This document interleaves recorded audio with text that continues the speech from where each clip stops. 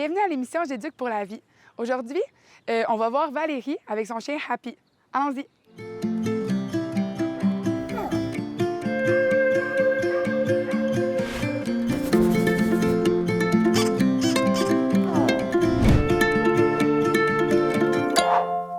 Bonjour Valérie. Allô? Moi, c'est Ariane, je suis l'animatrice. Oui. On est ici avec Amélie, qui est notre comportementaliste canine. Donc là, aujourd'hui, on est là pour Happy. Qu'est-ce qui se passe avec Happy? Bien, en fait, elle a un comportement assez bizarre, là. Elle prend, mettons, mes souliers, des coussins, des couvertures, puis elle les trimballe partout dans la maison. Là, souvent, elle fait le tour de l'îlot. Après ça, elle s'en va dans le salon, puis elle revient, elle fait le tour de l'îlot, puis elle n'arrête plus. Puis ça arrive à quel moment? Quand je me lève le matin, quand je reviens de quelque part, quand que je vais dehors, je rentre dans la maison. Quand elle est excitée, Happy, elle fait ce comportement-là. Oui. OK. Est-ce que ça fait longtemps? Plusieurs mois, je dirais, mais bébé, elle le faisait pas. OK. Donc, ça fait une couple de mois, mais quand elle était bébé, c'était pas un comportement que vous voyez. Puis, est-ce que tu as déjà essayé de régler ce problème-là? J'ai essayé de l'ignorer, mais c'était pire. Là, elle se met à comme pleurer en même temps. OK. Elle chigne. Puis, est-ce que tu as déjà eu recours à un comportementaliste canine ou quelque chose? Bien, pour Par- d'autres comportements, à Happy, oui, mais pas pour celui-là. OK, pas pour ce comportement en particulier-là. OK. Non. OK. Bien là, Amélie va venir nous rejoindre OK. et on va analyser ça, on va essayer de régler ça. OK, parfait.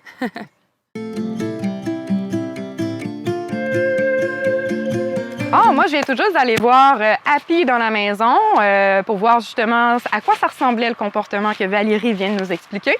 Happy, j'ai pu constater, en fait, c'est une chienne qui a de la difficulté à gérer ses émotions. Elle a comme une boule d'énergie à l'intérieur d'elle qui sort, puis fou! Fait que la façon comment elle va faire pour pouvoir gérer cette émotion-là qui est très, très, très intense, elle va prendre quelque chose dans sa gueule, puis c'est là qu'elle va se mettre à se promener un petit peu partout avec pour finalement, ben elle, se calmer.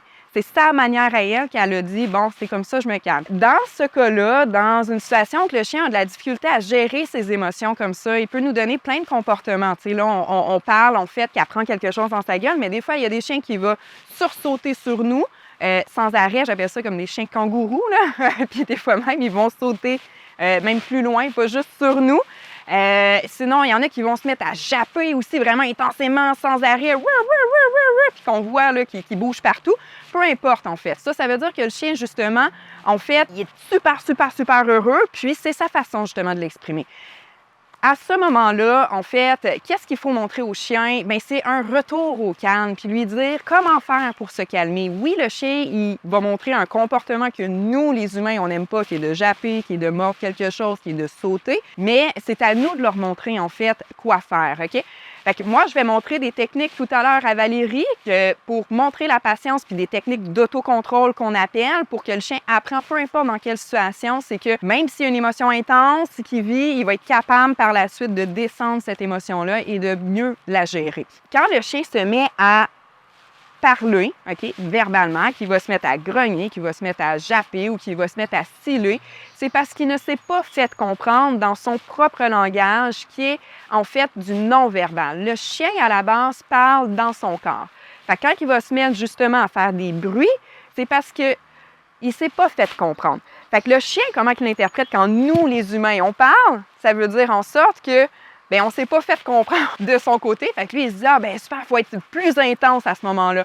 Le chien, qu'est-ce qu'il va comprendre davantage? Ça va être, par exemple, bien, de se retourner. Si je ne veux pas avoir d'interaction avec mon chien, puis je ferme la communication parce qu'il est excité, parce qu'il veut me sauter dessus, il veut avoir de l'interaction, bien, juste le fait de se retourner comme ça, c'est un super bon conseil.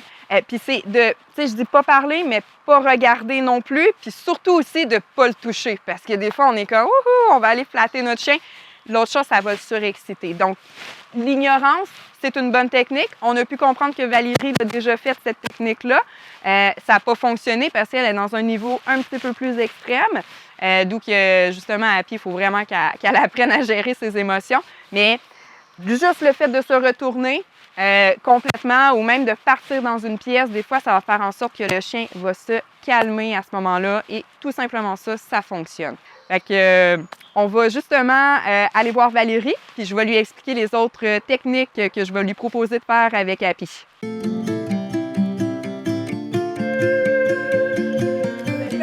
Allô? Là, on a mis justement Happy parce qu'on voulait pas tout de suite en fait qu'elle vienne nous voir, mais là, c'est le bon moment. En fait, On va aller la chercher. Ici, viens, Happy. Viens, ici.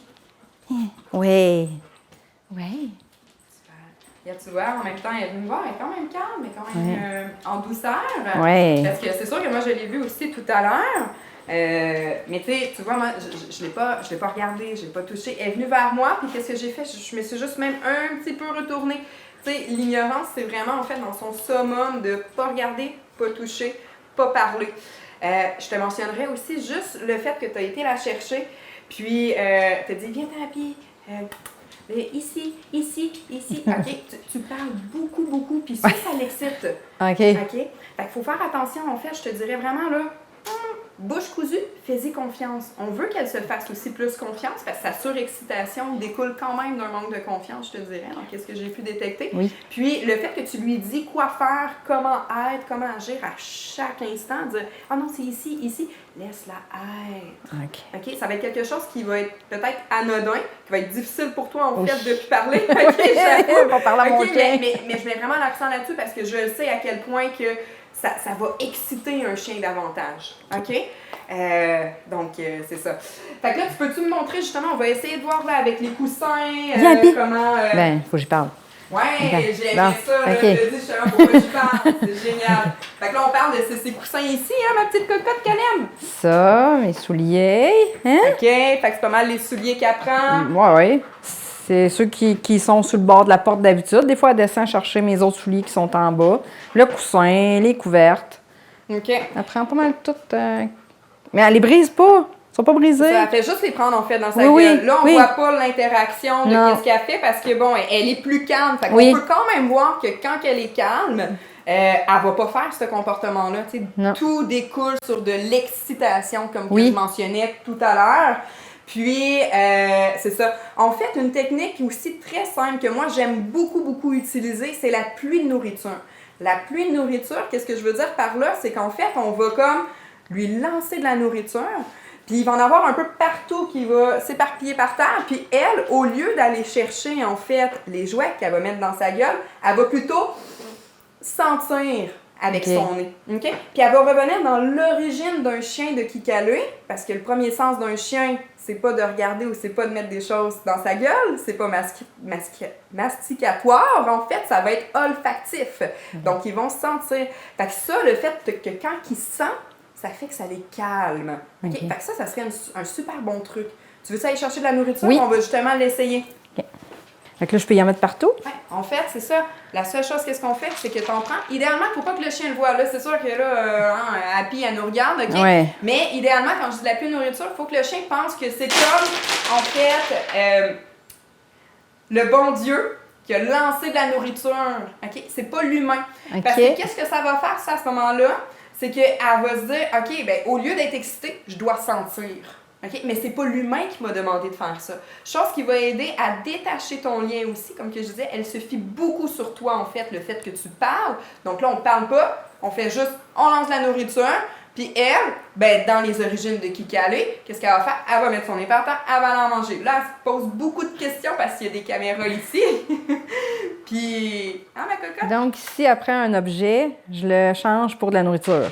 Ouais, en fait, c'est que tu pourrais en fait te mettre juste un petit pot à ton entrée, OK, de nourriture. Puis quand tu rentres, puis que toi tu le sais, dans la situation qu'elle va se mettre à prendre le coussin, qu'elle va se mettre à justement être surexcitée, tu vas juste en fait lancer de la nourriture et toi, tu vas Respirer. OK. et tu vas te dire, même si ça mange pas, c'est pas grave. Puis même si ça prend des coussins, on le dit, c'est pas grave, il n'y a rien de grave là-dedans. On est calme, on parle pas, on est serein, on lui fait confiance. OK. C'est bon? Parfait. Génial. Je vais te montrer aussi une autre technique, là, en fait, pour lui montrer à être patiente. OK? Parce que oui, on parle de surexcitation, mais il y a aussi une question que, ben en fait, elle, quand elle veut quelque chose, elle veut aussi tout de suite. Oui. Qui fait que ça augmente justement cette excitation-là. Fait que moi, j'aime beaucoup à ce moment-là, avec ce type de chiens-là qui sont excités, ben, les pratiquer à juste quand on traverse la porte, ben, il faut que tu sois calme, il faut que tu sois patient. Donc, si elle veut sortir dehors, ben là, à ce moment-là, moi, qu'est-ce que je vais juste faire, c'est que je vais aller m'interposer. avec mon corps. Puis je veux juste attendre qu'elle soit calme, en fait. Quand que moi, je sens qu'elle est dans une adrénaline plus basse, ben là, à ce moment-là, c'est là que moi, je vais comme dire, OK, tu sais, c'est correct, je sens que ton énergie est bas, là, tu peux y aller. Mais ça veut dire que si elle est excitée, quelques instants après, elle se calme. Puis plus qu'on va faire ça, tu es excitée, puis après ça, tu te calmes, ben plus qu'elle va apprendre rapidement à attendre, à être calme. OK.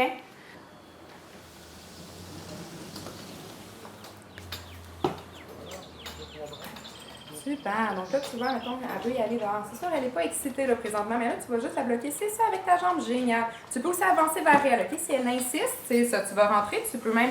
C'est ça. Voilà. Tu vas la pousser un petit peu. Puis là, ferme pas complètement la porte. On va quand même la laisser ouverte parce qu'elle n'est pas trop excitée.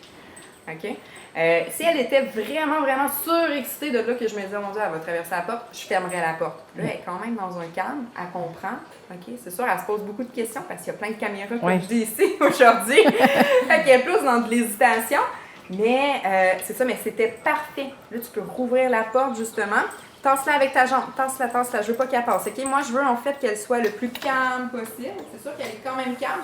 Mais en fait, je veux même plus qu'elle ait l'intention de vouloir traverser. OK. Puis dis-toi, pour moi, c'est aussi une technique qui est très importante du fait que, à un moment donné, un chien, il faut qu'il comprenne que, tu sais, c'est pas parce qu'une porte est ouverte que je dois absolument y aller. Parce qu'il y a quand même une rue passante. Ouais. Parce qu'il y a des chiens aussi, il y a des enfants, il y a...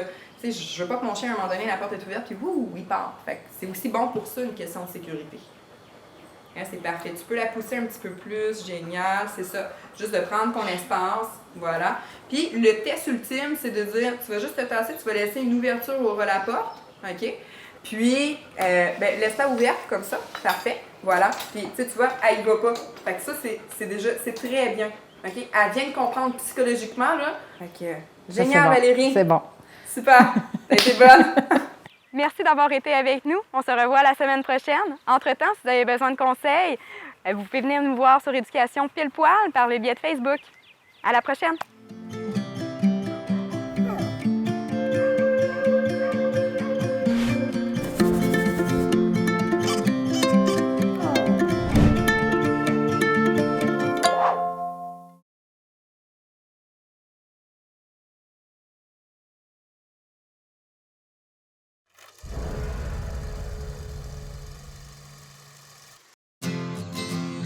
Je m'appelle Kéliane.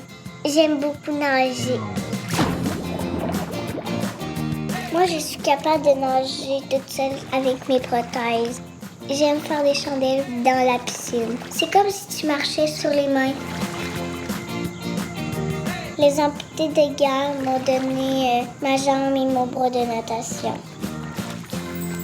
J'adore mes prothèses pour aller à l'eau.